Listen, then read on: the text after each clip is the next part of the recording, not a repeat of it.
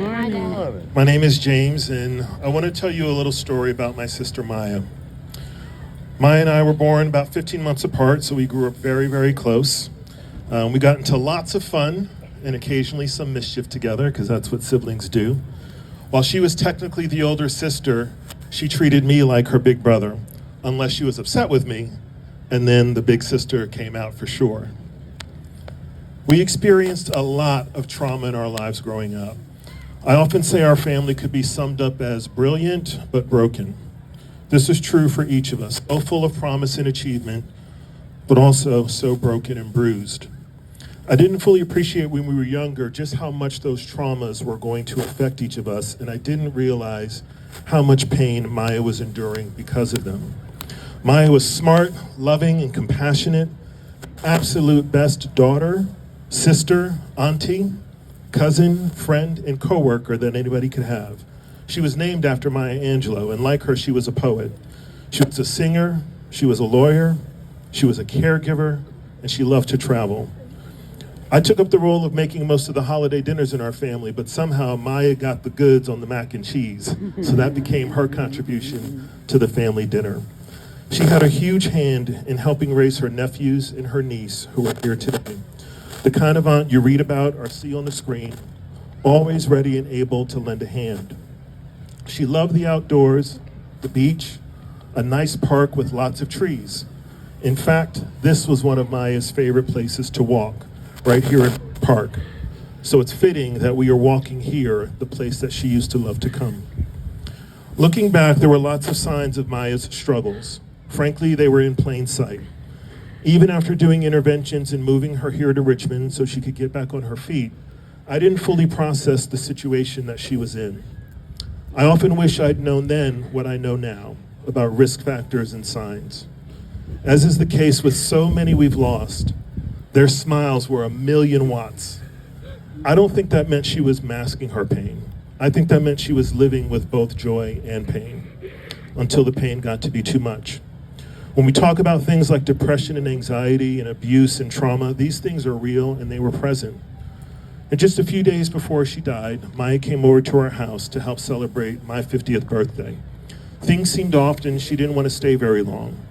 I remember when she said goodbye, she gave me a really big hug, but unlike her normal hugs, this time she held herself away from me a bit. She turned away when we kissed goodbye, and that was the last time I saw her alive. And on Friday, June 17th, 2022, that's the day that we lost Maya. At least that's what we think, because she lived alone. I remember the rain, I remember finding my sister, and I remember calling 911. And I remember realizing in that instant that nothing would ever be the same again.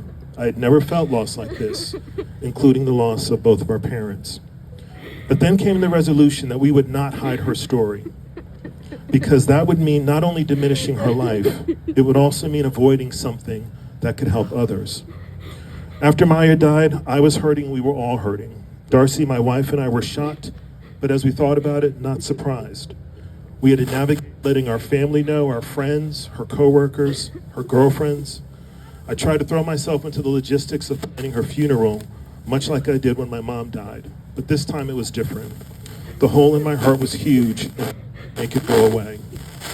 We started to look for resources, online and elsewhere, to help us figure out how to talk to our kids about this and how to navigate.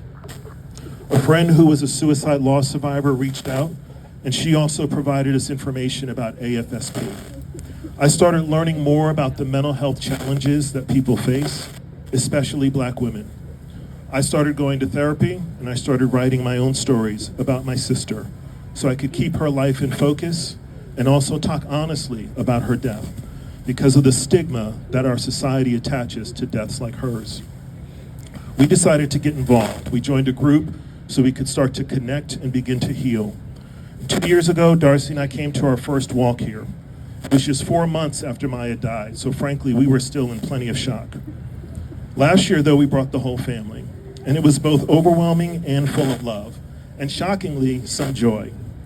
That made me want to get even more involved, to navigate our grief in a more connected way. And that's what I've come to experience through AFSP, through all of you. This was a club I never wanted to be part of, but it's a connection that I'll never let go of. because now we get to give Maya's story a place to call home with all of our stories, your stories. I know we still have a lot of healing to do. We all do. I know that this is a journey we'll be on for the rest of our lives. And in that spirit, I want to recognize that while I have grief, I also have gratitude. I want to say, Maya, I spend a lot of time thinking about you. I miss you, my dear sister, and I love you to the moon and back. There's a profound absence in our lives today, but there's also the magnitude of the impact you had on our lives and still do.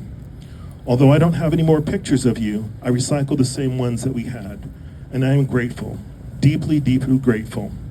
Grateful that I am healing a little more each day. Grateful that I see your smile, and when I miss you more, I'm also able to remember more of the joys we shared growing up. Not all was broken. Grateful that you are part of our lives and that we get to share your story with the world. Your happy days and your not so happy days, so that others will know they are not alone. Thank you.